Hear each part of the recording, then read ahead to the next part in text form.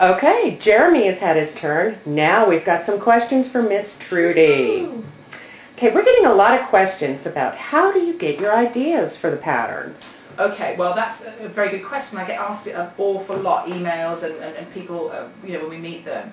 And the truth is, we get ideas from patterns from everywhere, but we have to be very kind of picky with the styles that we choose. We can't just kind of do stuff because it looks nice. We have to sit down and think, well, is it going to suit lots of different people, different body shapes, different body sizes, and also, how easy is it to make? And at the end of it, is it a really nice looking garment? So, we get ideas from everywhere, from, the runways, from fashion magazine, a lot of internet research. I mean, a lot. I look at a lot of street style blogs and things like that because I want to see what's coming up, what's coming through. But really, like any designer, anywhere. The answer is anywhere. Great. Okay. One question from me. What's coming up? What's coming up for hot patterns? Or no, what's coming up for what are the new fashion trends? Fashion, sweetie. Oh, my dear. Well, okay, I can tell you that shapes-wise, I mean, the interesting thing is it's no longer kind of dictated, this is the hem length, this is the shoulder line, whatever. It's much more an organic process than it used to be. But I can tell you that there's a couple of big things that will be coming through. Colour blocking is already here. Colour blocking is like using perhaps, one colour here, one colour here. That's already here. But there's some big news with prints coming up. And one of the big news with prints is things like mould. I know it sounds bizarre, but that kind of, lichen, mould, fungi. If you look at them under a microscope, and then you think of those as a print, that's quite the thing, that kind of slightly distressed look. So that's coming in quite big. And the other thing that's coming in really quite strongly, and it will be coming in strongly for the next few years, is monochromatic or tone-on-tone dressing. For the past few years, it's all been about kind of being very eclectic and kind of this kind of groovy piece with that groovy piece and kind of making a big mashup. Well, we're kind of getting over that, partly because it's really hard to do it well. It's much easier if you're buying or making something and let's say you've got an outfit that's all in tones of red, it's easier to put it together. Much easier. So monochromatic tone-on-tone dressing and lots of nudie tones. Nude with black, nude with dark brown, all that kind of thing. When it comes to shapes, now that's the big question. I mean, you've got that kind of strong shoulder that's coming out by Balmain and people like that. But that's quite an extreme look and it'll be toned down and going to the mainstream a bit more. But you will get a much less, how can I put it, a much less kind of sloppy silhouette than there has been. It's gone from the kind of bootcut and empire top into a much kind of structured, much more structured silhouette. So interesting stuff coming up, but the whole point is that there's really no one look that's going to be hot. It's a matter of kind of picking and choosing the bits that you like and making it yours. Oh, awesome. That's great. Okay, let's see. Carla from San Francisco has a question. How do you balance having a small business and 2 small children? That is a very good question. I would say with a rod of iron, quite frankly. Well, actually, I do get asked this a lot. I mean, obviously, friends and family, and even when I go to the doctors, they're like, what are you doing? And the truth is, I have, 1 large husband, 1 medium-sized house, a small business, 2 small children, and a very naughty dog. So, the top and bottom of it is, I try and be as organised as I can. I write everything down. Everything's on a list or a tick chart or something. Note to Jeremy, start doing that. Yeah, no pressure, Jeremy. But if you could start writing things down, that'd be fabulous.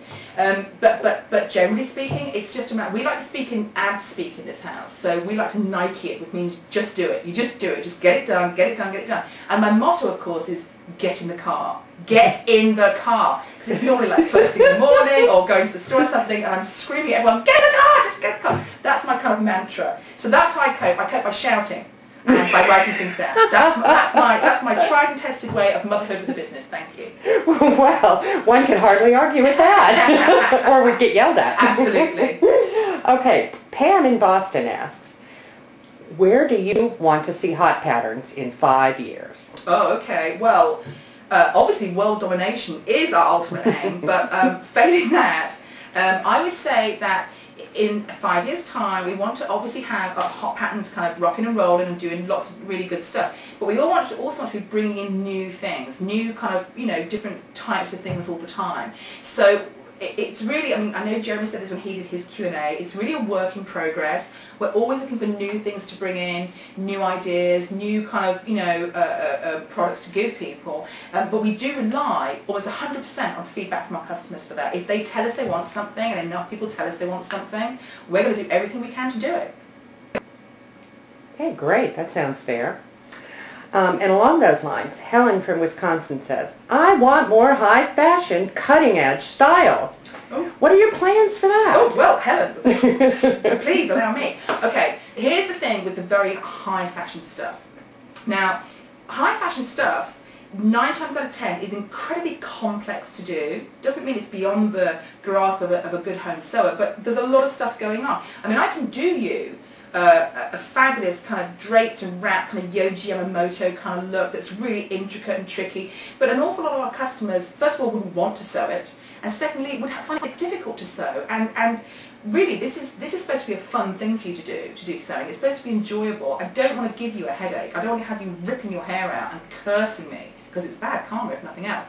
Having said that, we do try and pull in some very good high fashion pieces that are easier to make. For instance, recently we put out our Classics Nouveau 3 Graces t-shirt top, which I know, Miss Sue, you've got one of them. I very love stylish it.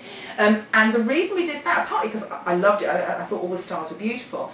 I knew that once people actually made it, they get how simple it was to make, but it looks incredibly complex. So what we're trying to do all the time is find stuff that looks the business, that just looks fabulous, but it isn't going to make you have like a nervous breakdown when you make it. So I hear what Helen's saying, I understand why she's asking it, and we do try and incorporate as much kind of high fashion cutting edge as we can.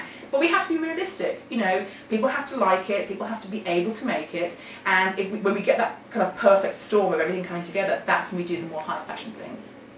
Great, okay, thank you. Amy from Florida wants to know, do you enjoy your work? And if you didn't do this, what would you do? Oh, well, okay, I can honestly say I love my work. I love my work. I mean, I'm kind of clothing obsessed, and Miss Sue will back me up on this, that it's kind of all I do. It's really all I do. When I go to sleep at night, I'm thinking about patterns, how to draw, how to do this, that. When I wake up in the morning, what am I going to wear, all that kind of stuff. I just really, really like what I do. There are some parts of what I do that are just dreary beyond belief, but it's a bit like eating your spinach before you have your dessert. It's got to be done. You just got to do it. And you just do it as best you can and get on to the good stuff. And if I didn't do this for a living, well, I'd probably cry. That's the first thing. I'd be absolutely distraught. I just do it in my spare time. I have no choice with this. I have absolutely no choice. It's in my family DNA from both sides, from both parents. They both had tailors in the family. I have no choice in it. I just, why fight it? I just give in and just do it. It's easier. Great. Okay, thank you. And last but not least, Coco from Texas wants to know, do you sew for your 2 young kids? Actually, yeah, I do sew for my babies, I really do, and I love to sew for my babies. They're both quite fashion-y, and Gideon's quite the John Galliano in the making, which I'm not sure is a good or a bad thing, but they choose their own fabrics, and they actually choose to dress alike. I make Gideon kind of shirts, I make Sienna dresses and little underpanties to go with them, and they look beautiful. They like to dress alike. It's not my choice, I promise you. So yes, I do like to make things for my babies. I love to sew for kids. They're easy to fit. They always look good in everything. I mean, kids just look good in everything.